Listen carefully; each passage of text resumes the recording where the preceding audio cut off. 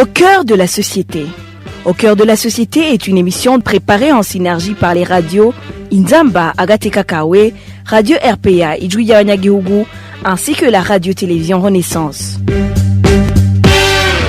Après la qualification de génocide par la CVR des crimes qui auraient été commis contre les Hutus en 1972, le président de la République a récemment dit que même la justice burundaise était compétente pour juger de tels crimes. Dans le mini-magazine Au cœur de la société de ce 8 janvier 2022, nous allons analyser ce que dit la loi évoquée par Évariste Ndayishimiye sur de tels crimes. Vous êtes avec Émile Nibasumba.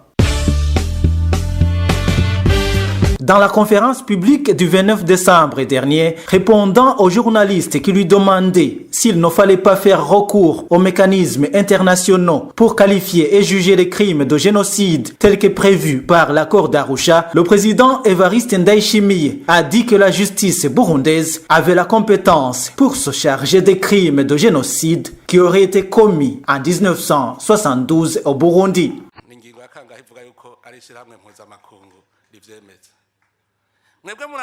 Je ne connais pas ce article qui dit que c'est l'ONU qui doit qualifier cela. Vous êtes là, vous faites vos politiques et vous affirmez du n'importe quoi. Le code pénal burundais prévoit des sanctions contre le crime de génocide. Il faut que vous compreniez que la communauté internationale n'est pas un tribunal du Burundi. Les gens se trompent beaucoup. L'ONU, ce n'est pas le gouvernement du Burundi. C'est le gouvernement du Burundi qui sanctionne les crimes commis sur son territoire. Le Burundi est un pays indépendant qui a ses lois. Celui qui les viole doit être puni selon les procédures du Burundi. C'est comme ça que les choses doivent se faire. Comme vous le savez, autrefois, le crime de génocide n'était pas reconnu et réprimé par le code pénal du Burundi. Mais aujourd'hui, ce crime, le code pénal le réprime. Donc, c'est le Burundi qui saura comment traiter le dossier et non l'ONU.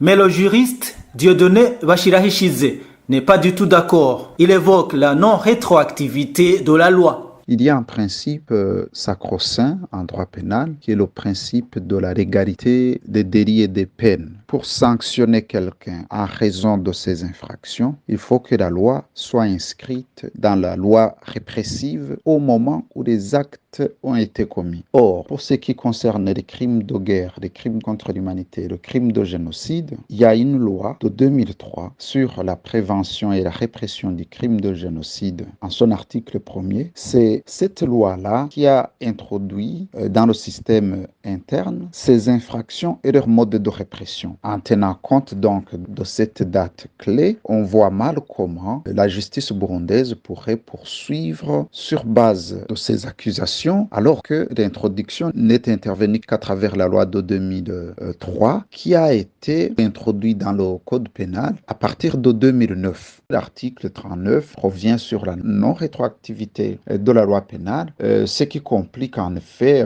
sur le plan légal l'organisation des procès au Burundi. Si la justice burundaise force et poursuit les présumés auteurs de ces crimes, quelles en seraient les conséquences? C'est l'autre question posée à Maître Dieudonné Bashirahishize par nos confrères de la radio Inzamba et la télévision Renaissance. On peut forcer tout, il y a toujours des procès qui sont fomentés. Le problème, c'est que ça ne sera jamais perçu comme des procès équitables qui respectent les principes élémentaires en matière de jugement, du respect du droit à la défense. Pour ceux qui ont suivi l'histoire, vous vous souviendrez qu'il y a eu des procès en 65, en 69 au Burundi, il y a eu des procès en 72. Est-ce que ces procès étaient équitables? C'est toute la question, c'est toute l'analyse qu'il faut faire. Est-ce qu'on veut rééditer d'autres procès qui auront toujours la marque de procès revanchards, ou bien on veut évoluer et chercher un tribunal international qui pourrait juger réellement après avoir enquêté de façon impartiale dans le but de réconcilier les Burundais. Si le but ultime est réellement la réconciliation,